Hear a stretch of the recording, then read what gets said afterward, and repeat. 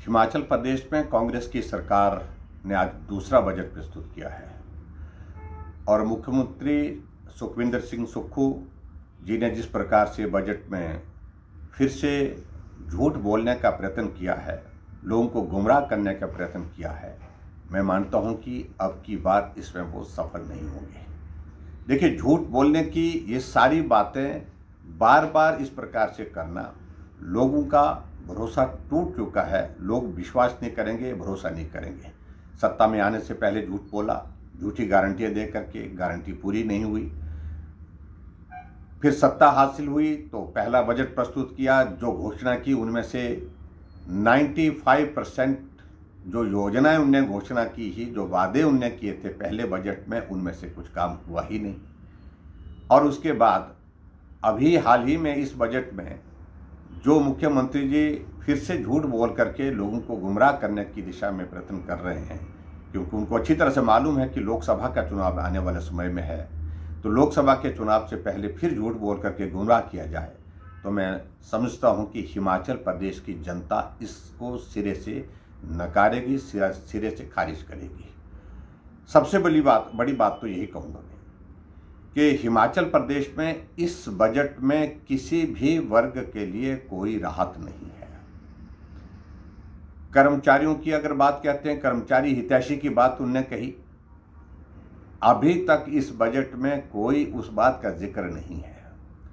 OPS की बात कहते कहते अपने आप वो उसमें उलझ करके रह गए कि ओपीएस में अब आने वाले समय में जिक्र आज बजट में नहीं किया है, लेकिन हकीकत है इस बजट के बाद जब लोकसभा का चुनाव होगा, जो ओपीएस के लोगों को भी निराशा इसमें हाथ लगने वाली है, क्योंकि 50% लास्ट पे ड्रॉन की जो पेंशन की उनकी एक सुविधा है, उसको कम करने की दिशा में प्रयत्न चल रहा है। मैं ये बड़ा साफ कह रहा हूँ, उसको 30% करने की दिशा में चीज़ें चल रही हैं।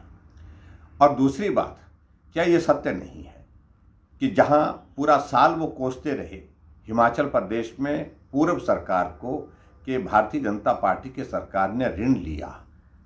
आपने तो हिमाचल प्रदेश में ऋण इस कदर लिया कि तमाम रिकॉर्ड तोड़ दिए। 14 महीने में 14,000 करोड़ रुपए का ऋण लिया, जिसको खुद उन्होंने आज स्वीकार किया अपने बजट में, अपने बजट स्पीच में भी। इसके अलावा आगे बढ़ करके हम इस बात को अगर देखें, आज आप बहुत ज़्यादा कह रहे हैं कि एमएसपी आपने दूध के लिए सुनिश्चित कर दी। अरे, आपने वादा तो ये किया था कि गाय का दूध 100 रुपये लीटर और गाय का दूध 80 रुपये लीटर और भैंस का दूध 100 रुपये लीटर, लेकिन अभी जो पिछली घोषणा की है उसके हिसाब से दूध की कीमतें अभी तक मिल नहीं रही है। आज आपने फिर घोषणा कर दी कि 45 रुपये लीटर गाय का दूध और 55 रुपये भैंस का दूध, इस बात को सुनिश्चित करेंगे। लेकिन घोषणा करने के बाद मेरा मुख्यमंत्री जी से इस बात के लिए भी आग्रह है कि कम से कम उनको लागू भी करो, उनको उस दिशा में आगे बढ़ाने के भी प्रयत्न करो। आपने हिमाचल प्रदेश में हजारों संस्थान चले हुए, खुले हुए संस्थान बंद किए हैं, उसके लिए कोई आपने जिक्र नहीं किया। आपने हिमाचल प्रदेश में इस बात के बारे में कोई जिक्र नहीं किया कि आपने रेवेन्यू जनरेट करने के रास्ते क्या होंगे। अब बातें तो कह रहे हैं आपकी, हमारा एक्साइज पॉलिसी के अंतर्गत हमारे हिमाचल प्रदेश में बहुत बड़ा इंक्रीज आ रहा है, लेकिन हकीकत क्या है?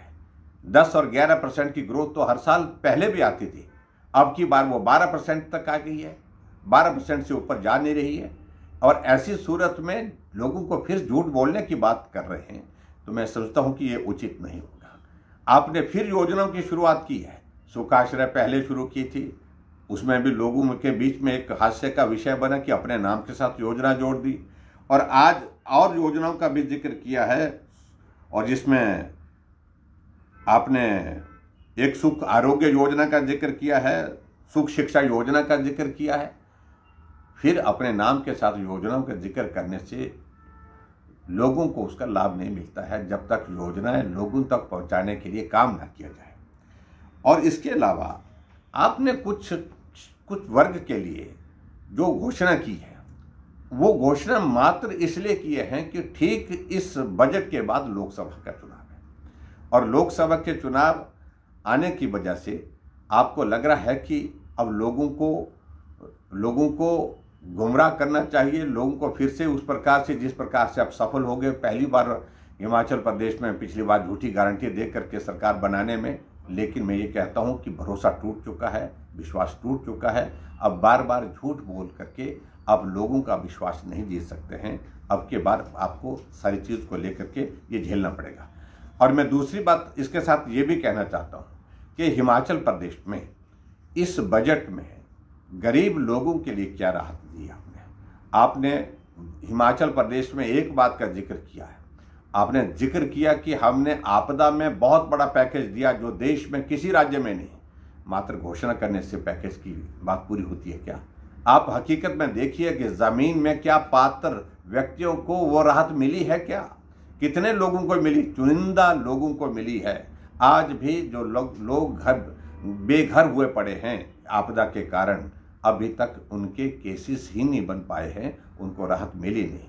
और आप चुन चुन करके राहत अगर दे रहे हैं तो अपने पार्टी के, अपने दल के लोगों के लिए दे रहे हैं। इस बात को लेकर के भी कोई बात छिपी नहीं है, आंकड़े आपके सामने आ रहे हैं। इसलिए मैं आज के इस बजट को जो माननीय मुख्यमंत्री जी ने आज प्रस्तुत किया है, उस बजट को सिरे से खारिज करता हूं। बेरोजगार सड़कों पर धरने पर बैठे हैं, आउटसोर्स कर्मचारी जो नौकरी पर लगे थे नौकरी से निकाल करके वो धरने पर बैठे हैं, कर्मचारी समय पर सैलरी ना मिलने वाले हैं, चाहे वो HRTC है, चाहे वो HPTDC है, चाहे वो हिमाचल प्रदेश इलेक्ट्रिसिटी बोर्ड के कर्मचारी